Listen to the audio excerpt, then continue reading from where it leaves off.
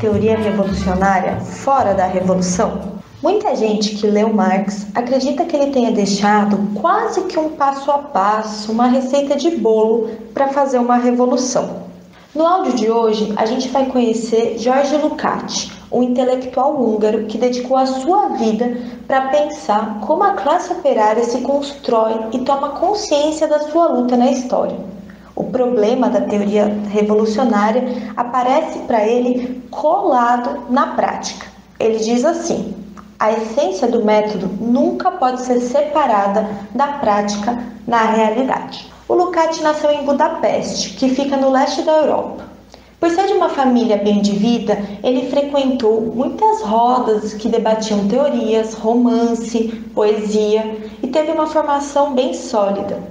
Mas ele percebia que todos aqueles escritos, todas as teorias não faziam sentido se a maioria da população não pudesse fazer parte e debater também. Ele viveu os maiores acontecimentos do século XX, vendo 2 guerras mundiais e muitas revoluções. Depois do início da Primeira Guerra Mundial, o Lukács se tornou um soldado auxiliar. Ele conheceu jovens durante a guerra que debatiam essas teorias que ele já tinha estudado, mas eram contra a forma da guerra.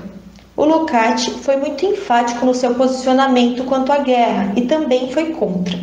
Ele dizia que, independente de quem ganhasse, todos os sistemas políticos no Ocidente que o capitalismo produzia não resolveriam o problema dos trabalhadores húngaros. E quando, em 1917, os operários tomam o poder na Revolução Russa, finalmente ele vê uma resposta para sua angústia.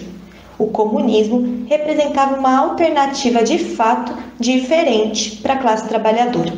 Mesmo assim, ele hesita em entrar no Partido Comunista, porque ele tinha uma questão dentro dele, que era se a forma de fazer a revolução tinha que ser violenta.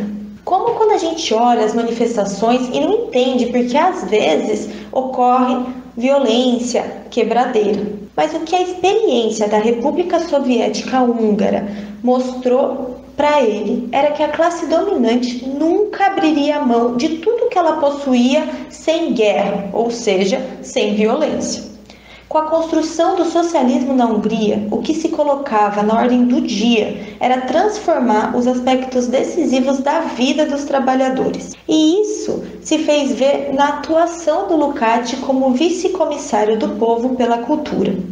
Ele descreve que já havia um ódio geral contra o capitalismo e as suas formas de se manifestar. Então, ele se esforçou para socializar as artes. Se hoje, para a classe trabalhadora, para nós, ir ao teatro, ao cinema, às apresentações de dança já é muito caro, naquela época o que ele fez foi fazer com que cada trabalhador pudesse sim ter acesso a toda a arte que antes era negada, porque agora quem controlava a arte eram os próprios artistas e os trabalhadores. De agora em diante, o teatro pertence ao povo. A arte não será mais um privilégio dos ricos desocupados. A cultura é um direito da classe trabalhadora, ele escreveu num panfleto revolucionário. Essa ideia de socializar a arte fazia todo sentido com a sua preocupação com a consciência de classe. Para o Lukács, os operários nunca seriam de fato livres se apenas fossem observadores, ou seja, como um objeto da revolução. A sua emancipação só viria através da apropriação das teorias revolucionárias. Assim, eles se transformariam também nos sujeitos do processo revolucionário.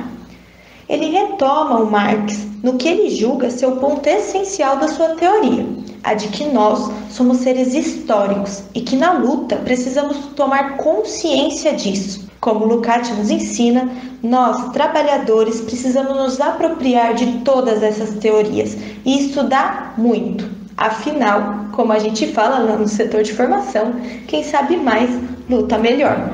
MTST, a luta é pra valer.